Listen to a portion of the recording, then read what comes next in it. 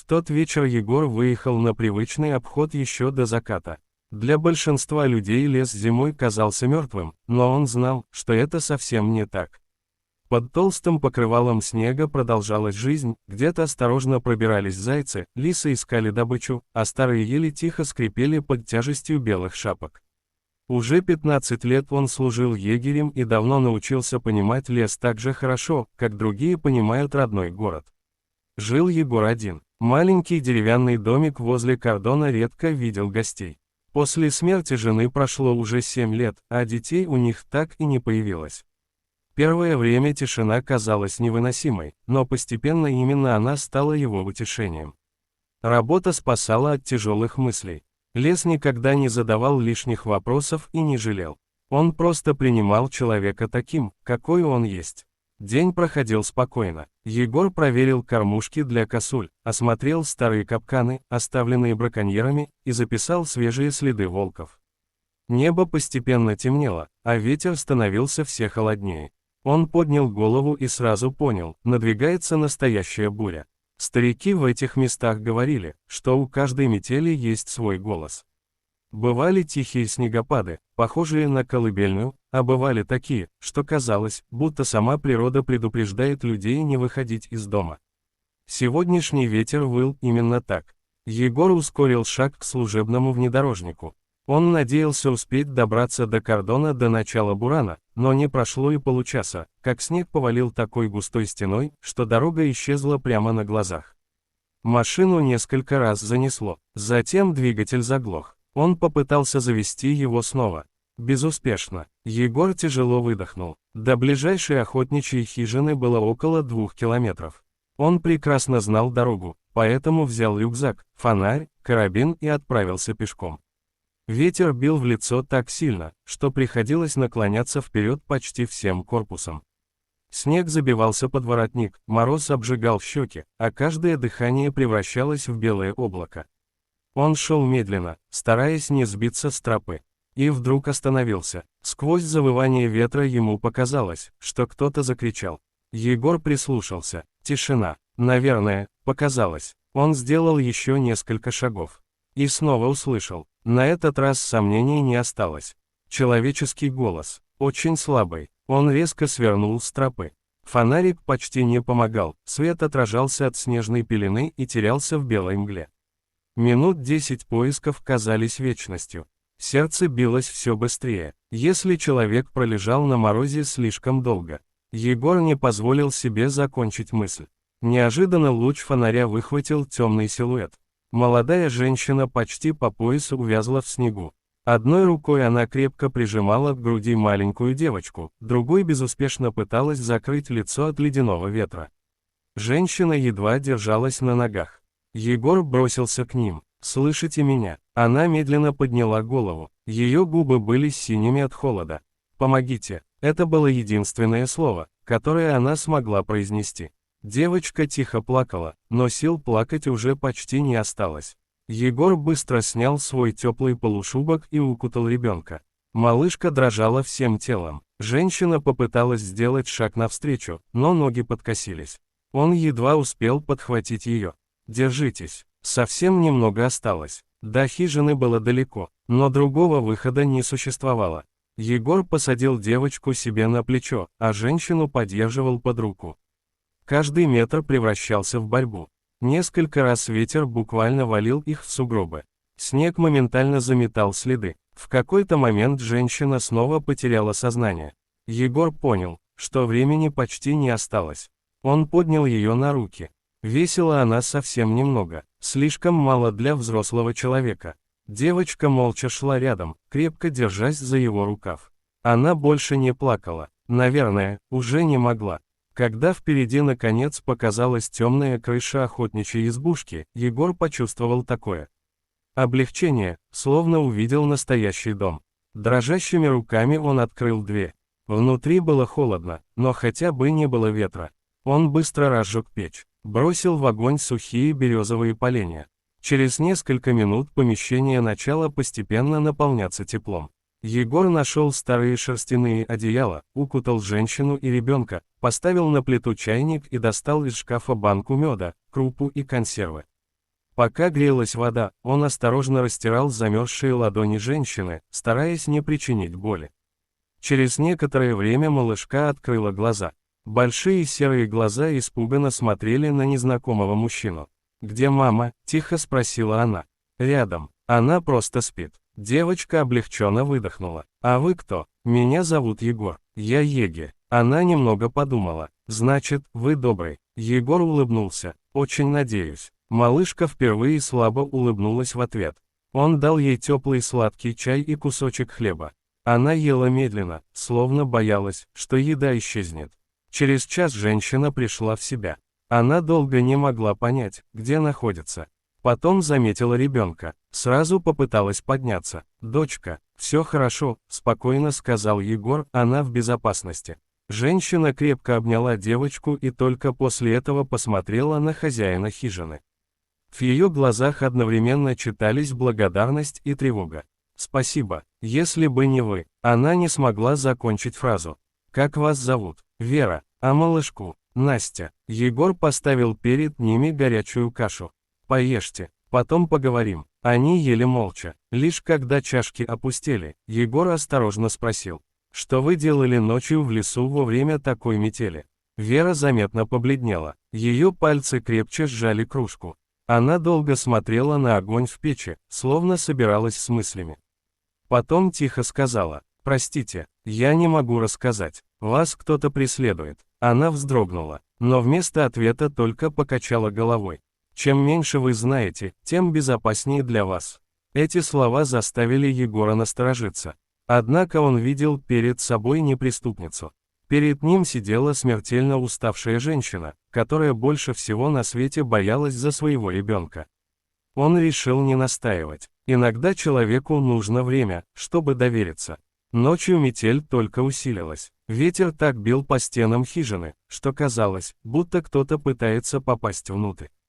На рассвете Егор вышел на крыльцо. Сугробы стали почти по пояс. Связи по-прежнему не было. Он понимал, что в лесничестве уже наверняка начали поиски. Если он не вернется, спасатели отправятся за ним сами. Он принес в дом большой запас дров, оставил продукты, аптечку, фонари и полный термос горячего чая. Затем положил на стол связку ключей. Это ключи от хижины. Здесь безопасно. Живите столько, сколько понадобится. Вера удивленно посмотрела на него. Вы даже не знаете, кто мы. Знаю главное. Вы мать, которая спасала своего ребенка. Она опустила глаза. В уголках ее глаз появились слезы. Таких людей сейчас почти не осталось. Перед уходом она неожиданно остановила Егора. Если через несколько дней нас здесь не окажется, не ищите нас. Он нахмурился. Почему? Вера долго молчала. Потом еле слышно произнесла: потому что иногда лучше ничего не знать. Егор хотел задать еще десятки вопросов, но увидел страх в ее глазах и понял, сейчас ответов все равно не будет. Он молча кивнул, закрыл за собой дверь и шагнул в снежную бурю, даже не подозревая, что, вернувшись через несколько дней, найдет в опустевшей хижине не только оставленные ключи, но и загадочную вещь, которая навсегда изменит его жизнь. Через 3 дня метель наконец утихла. Солнце впервые за долгое время показалось из-за тяжелых облаков, осветив бескрайние белые просторы тайги. Егор сразу отправился к охотничьей хижине. Всю дорогу его не покидало странное чувство тревоги. Он сам не понимал почему, но слова Веры постоянно звучали у него в голове. «Если нас здесь не будет, не ищите нас». Подойдя к избушке, он сразу заметил, что дым из трубы не идет. Сердце неприятно сжалось. Дверь оказалась закрыта. Он открыл ее своим запасным ключом и вошел внутрь. В хижине было холодно. Печь давно погасла. Одеяла были аккуратно сложены, посуда вымыта, а на столе лежала связка ключей, которую он оставил Вере. Рядом стояла небольшая деревянная шкатулка. Егор удивился. Он точно помнил, что раньше ее здесь не было. Подняв крышку, он увидел плотный конверт. На нем аккуратным почерком было написано всего 2 слова. Для Егора. Он медленно развернул письмо. «Вы спасли не только меня, но и мою дочь. Если бы не вы, нас уже не было бы в живых. Я не могла рассказать правду тогда. Это поставило бы вас под угрозу. Теперь мы уезжаем очень далеко. Возможно, вы никогда больше нас не увидите. Но я не хочу, чтобы вы думали, будто ваше добро исчезло бесследно. Когда-нибудь вы узнаете всю историю. Спасибо вам за то, что остались человеком. Вера. Под письмом лежала фотография. На снимке были Вера и маленькая Настя. Обе улыбались. На обратной стороне фотографии было написано: «Чтобы вы помнили, ради кого однажды победили метель». Егор долго смотрел на снимок. Он редко испытывал сильные эмоции, но сейчас почувствовал, как к горлу подступает к комитету. Он аккуратно убрал письмо обратно. Шкатулку решил оставить у себя. Прошла неделя, потом месяц. Жизнь снова вошла в привычное русло. Егор продолжал обходить лес, ремонтировал мостики, подкармливал животных зимой и помогал туристам, которые иногда терялись в тайге. Но фотография всегда лежала у него дома на полке. Он часто ловил себя на мысли, что надеется однажды снова увидеть этих людей. Прошел почти год. В начале декабря в лесничество приехал дорогой внедорожник. Такие машины редко появлялись в этих местах. Из автомобиля вышел мужчина лет 60 в дорогом пальто.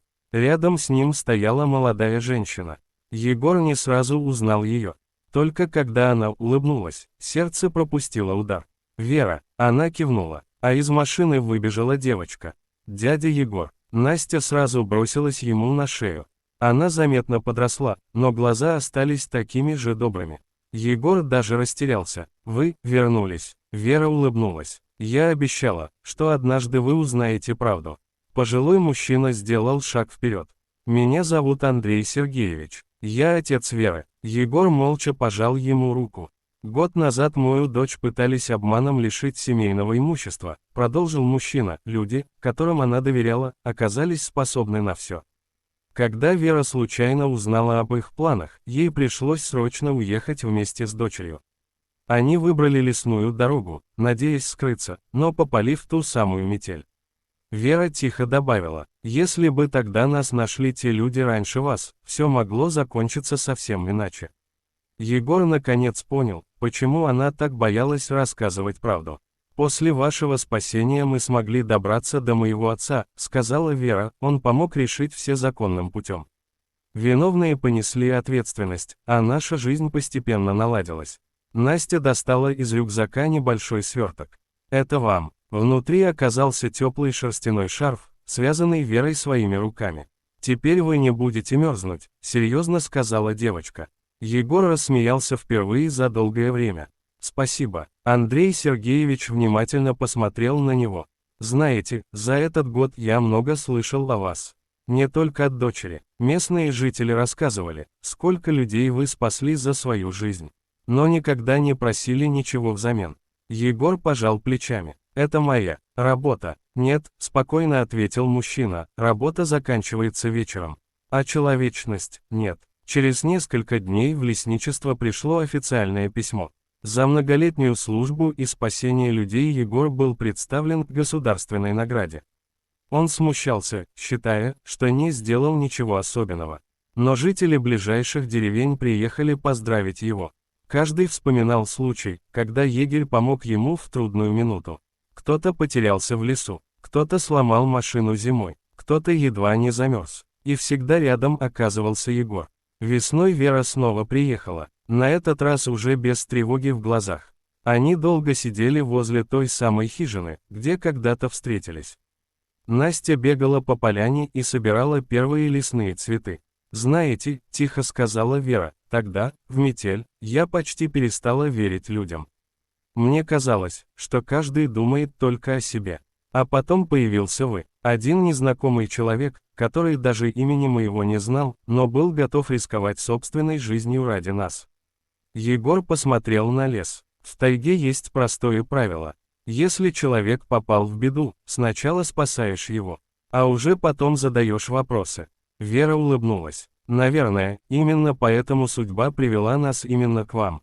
Солнце медленно клонилось к горизонту. Ветер тихо шелестел верхушками сосен. Когда гости собрались уезжать, Настя крепко обняла Егора. «Теперь вы наш лесной дедушка. Мы будем приезжать каждый год». Он рассмеялся и ласково погладил девочку по голове. «Буду ждать». Машина скрылась за поворотом, а Егор еще долго стоял возле старой хижины. Он понял, что настоящее богатство никогда не измеряется деньгами. Оно рождается в тот момент, когда человек, не раздумывая, протягивает руку помощи другому. Иногда один добрый поступок, совершенный среди снежной бури, становится началом новой семьи, крепкой дружбы и надежды, которая согревает сердца даже в самые суровые зимы.